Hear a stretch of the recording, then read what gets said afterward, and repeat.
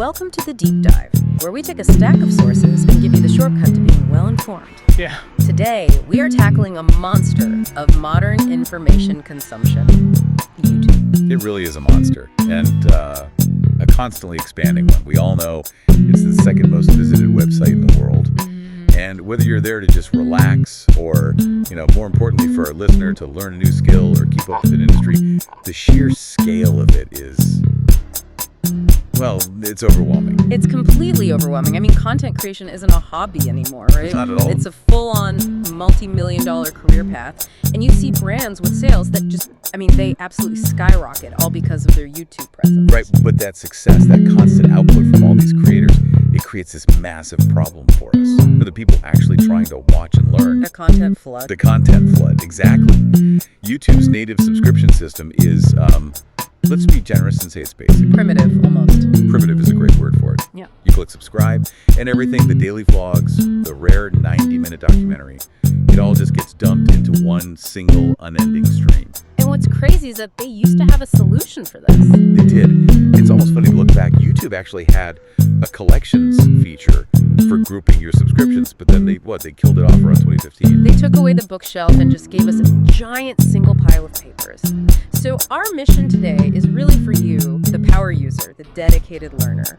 We're going to do two things. First, we'll unpack the specific 2026 trends that are, fueling this relentless content flood. Then, and this is the important part, we're revealing a tactical external tool designed to help you regain control. To turn that chaos back into a curated learning library. So let's get into that chaos. The 2026 content landscape. If you had to point to the single biggest driver for the sheer volume of uploads, what would it be? Oh, it has to be short-form dominance. The numbers are just, they're impossible to ignore. Right. Consumption has shifted so radically. We're talking over 70 billion YouTube shorts watched every single day. 70 billion. With that kind of scale, if you're a creator, you simply cannot afford to just make long-form content anymore. Shorts are the engine for visibility. And that completely changes how even established brands have to operate. We looked at Red Bull, for example. Like a classic case. They built their brand on these beautiful cinematic long-form videos. But now they use shorts as their main strategy to get people in the door. They're all quick clips, high energy moments, behind the scenes stuff, and it works. Their top shorts have just exploded. We're talking over 400 million views on some of them. That's insane. And that demand for short, punchy content, it completely dictates the tactics. If you want a shot at those 400 million views, you have to hook people in the first 3 seconds. First 3. The pacing has to be fast, the cuts have to be dynamic, and interestingly, creators are using really simple things like emojis popping up in the video itself just to grab that little bit of attention while you're scrolling. It's this high-stakes grab for your attention, but it's not just visual anymore, is it? The sound is a huge part of this now. It's fascinating because you're seeing this social media trend of trending audio making its way over YouTube in a big way. So creators who use these viral sounds, they're tapping into this existing emotional momentum. People are just naturally drawn to audio they already recognize. Which keeps them watching longer. It keeps them watching longer, and that is a massive, massive positive signal for the YouTube algorithm. So sound gets you discovered, but then what's that split-second thing that actually gets the click? It's got to be the thumbnail. It is absolutely the moments of truth. We found a source, customthumbnails.com, that said a person takes only about 10 to 20 milliseconds to decide. Milliseconds. Yeah, to click or to just keep scrolling, based on that one tiny image. So you have to signal intrigue or value or drama just instantly. That's why you see that very specific style. The high contrast, the huge fonts. Huge fonts and text that puts a question in your mind right away. Okay, so that's the speed game. But beyond the flash, the real backbone of a successful channel in 2026 has to be optimization. YouTube is the second largest search engine, after all. Absolutely. And you have to think about how people actually engage with video now. The big SEO strategies for 2026, they really center on text and accessibility. Meaning captions. Meaning captions. Right. We know that something like 83% of people watch videos with the sound off, if they're in public or on their phone. Right. And a Verizon media study found that 4 out of 5 viewers are more likely to watch a whole video if it has captions. So it's not just an accessibility feature, it's a retention tool. But how does that help the algorithm? That's the secret sauce. Captions boost your SEO because the algorithm actually indexes them. It reads the closed captions. Oh, wow. So it treats the transcript like the body of a blog post. Exactly. Which means text optimization is everything. And you have to be precise. You have to put your most important keyword at the very beginning of the video title. Not buried at the end. Never. And the description gives you 5,000 characters, which is a ton of space. So how do you use that strategically? Well, you use it for depth, but you front-load the important stuff. Your main keywords need to be in the first 120 characters because that's the little snippet people see in the search results. Okay. And here's one most people miss, but it matters. The video file name itself. Don't upload video231.412.mp4. Right. The algorithm reads it. So you should rename it to something like best action camera -4skiing.mp4. It sounds obsessive, but I guess if you're trying to compete, you have to be. You do. But this leads to a really interesting problem. If everyone is doing all this, the fast cuts, the keyword stuffing, the trending audio, it leads to a ton of content, but is it all, good? Is it all the same? Exactly. And this is where we're seeing, I think, a shift. We're entering what you could call an age of intentional content. Keyword-first strategies are struggling a bit because AI-generated scripts and titles are creating so much sameness. How much noise? A ton of noise. To stand out, you need a narrative, you need a perspective, you need a consistent, recognizable voice that actually connects with a real person's journey, not just a keyword they typed in once. That's how you build a real audience now. Okay, so we've laid out the problem. Creators are maximizing everything. Speed, output, optimization. And that generates this tidal wave of new videos every single minute. Much of which is competent, but, kind of repetitive. And for you, the dedicated learner trying to stay on top of advanced topics, that influx is just pure chaos.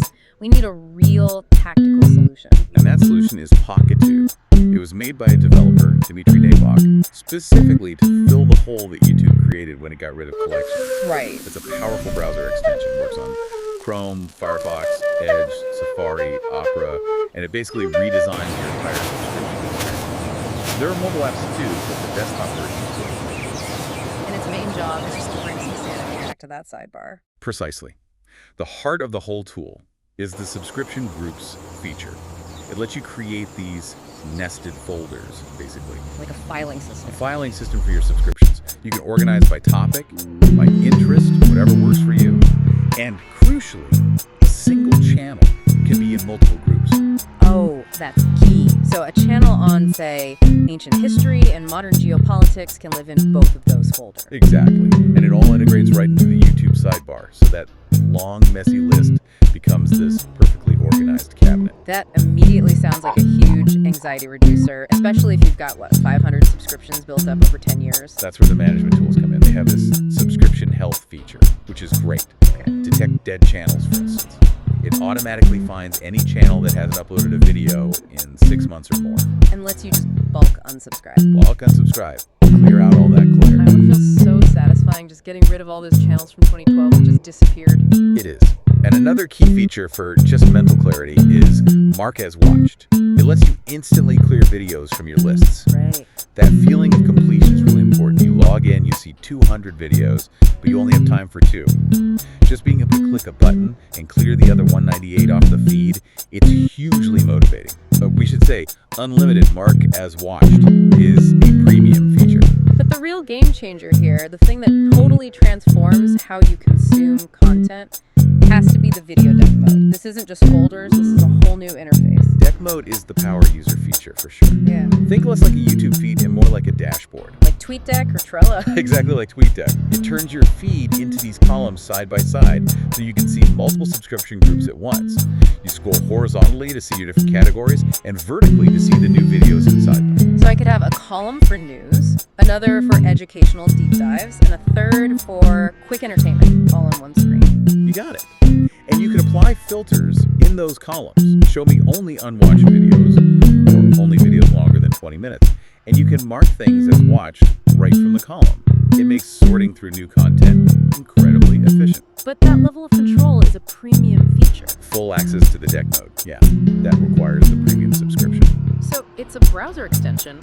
How does it handle syncing all of this across my devices? If I set it up on my desktop, will it work on my tablet? It's pretty smart about it. On desktop, it can just use your Chrome profile sync. For true cross-device sync, though, it offers an optional Google Drive sync. Okay, so you have to set that up. You do. It's a little bit of a manual process, Yeah. but it uses the Google Drive API to back up your group setup. Yeah. That's the bridge that connects the desktop extension to the mobile app. And it's worth remembering, the free version limits you to 5 nested groups and only 3 columns in deck mode. Okay, so knowing how powerful this tool is, we need to think beyond just simple categories. What are some of the really sophisticated ways a dedicated learner can use this? The real key is to shift from sorting by topic to sorting by intent. What do you mean by that? I mean sorting by why you're watching. The best approach is what you could call mood-based sorting. Instead of a science folder, you create a quick breaks folder for channels that always post videos under 5 minutes. And then another folder for deep dive content that's over 20 minutes. Exactly. And since channels can be in multiple groups, you can curate these viewing experiences perfectly. That right there solves the huge problem of the daily uploaders burying the really good but infrequent content. Absolutely. You can create a daily stream group for your news podcast and a separate binge banks group for, say, an academic lecture series that only posts once a month. So the important stuff doesn't get lost. It never gets lost. And you can even sort the videos inside any of those groups by newest, oldest, or even by the most popular videos from just those channels. Sorting by popular from my binge banks sounds amazing for catching up on the best stuff I've missed. But I think I saw something about a technical limitation. How far back you can actually go.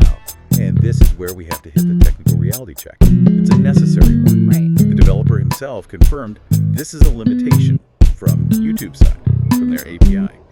The feed that PocketTube can pull is limited to the 15 latest videos for every channel in a group. So when you sort by oldest, it's only the oldest of the last 15 videos. Exactly.